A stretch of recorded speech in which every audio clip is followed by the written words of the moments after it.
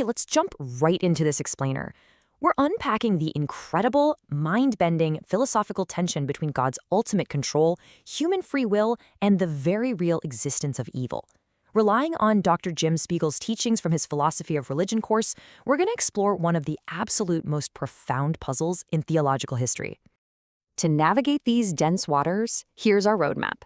We'll cover the Providence paradox, three views of freedom, open theism and foreknowledge, divine middle knowledge, the Augustinian Calvinist view, and wrap up by weighing our theological options. Section 1. The Providence Paradox. This right here is the ultimate question we're trying to answer. Think about it. If God is entirely in control of the universe, how can you and I possibly be free? And, maybe more pressingly, why does evil exist? This paradox really forces us to ask how complete God's control actually is, and whether or not he predetermines human events.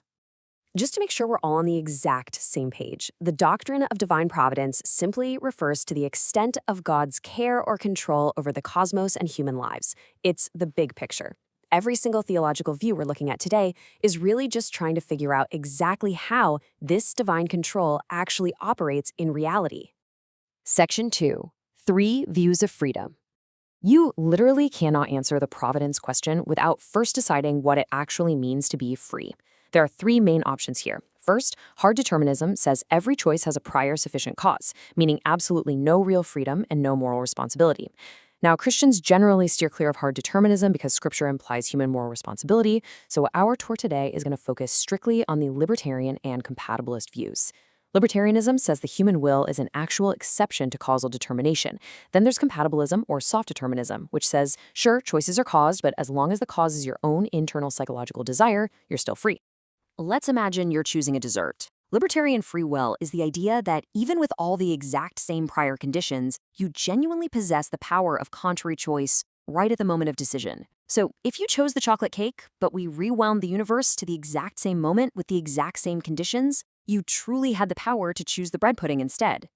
Most of the views we're about to dive into are desperately trying to protect this specific type of freedom. Section 3. Open theism and foreknowledge. Let's look at our first two theological solutions. These try to preserve that libertarian free will by adjusting how we view God's knowledge of the future. Open theism argues that the future is fundamentally unknowable because those free choices literally haven't happened yet. So God genuinely takes risks, meaning human abuses of freedom are strictly on us, not God. Proponents like William Hasker argue that if God already knows you're going to choose the chocolate cake, you can't possibly choose the bread pudding. That would destroy true freedom. Therefore, God discovers the future as it unfolds and can experience genuine surprise or even frustration. On the flip side, we have simple divine foreknowledge. This suggests God actually does foresee everything perfectly and uses that foresight to outmaneuver outcomes. Theologian David Hunt defends this view using a great analogy. It's much like God using perfect foresight to win a cosmic game of rock, paper, scissors against Satan. He sees the future all at once, kind of like how we see things that are spatially distant, and uses that knowledge to navigate providential outcomes. But do these actually solve the problem? Well, critics argue they kind of don't. See, open theism flirts with a God who makes mistakes, which pushes back hard against orthodox biblical portraits. And critics like John Sanders point out a massive flaw with simple foreknowledge. It mathematically handcuffs God. Think about it. If God foreknows a car accident will happen tomorrow, he literally cannot prevent it. If he did, his foreknowledge would be wrong. So it seems to totally trivialize God's ability to actually plan or alter the future. Section 4. Divine middle knowledge.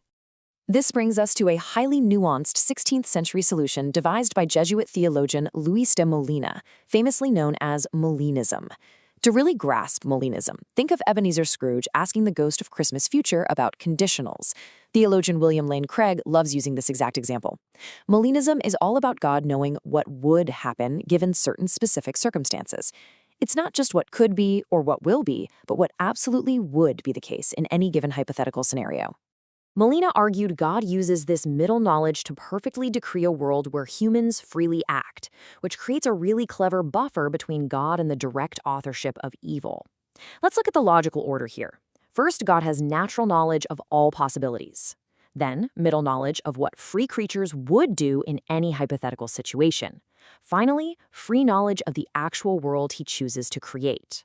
For example, God knew that if Peter was placed in a specific circumstance, Peter would freely choose to deny Christ. God decreed the world where that circumstance exists, but he didn't decree Peter's actual choice. It elegantly attempts to marry ultimate divine control with libertarian human freedom. It sounds great, right? However, the prominent grounding objection asks a totally devastating question. If the choice hasn't happened, on what actual basis can God know for a fact what a truly free creature would do? If they are genuinely free to choose otherwise, what anchors the truth of that future action?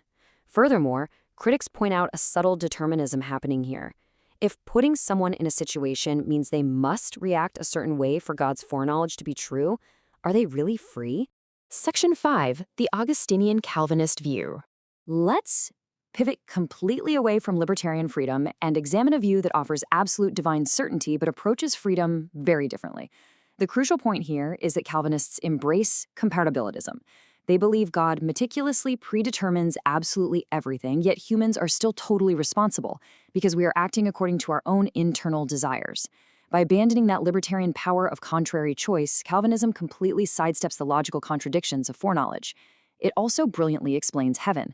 Think about it. If God guarantees we will never sin in heaven, compatibilism says we are still totally free there because we're simply acting according to our newly perfected desires. Now, the glaring objection here is that this framework appears to make God the ultimate author of sin.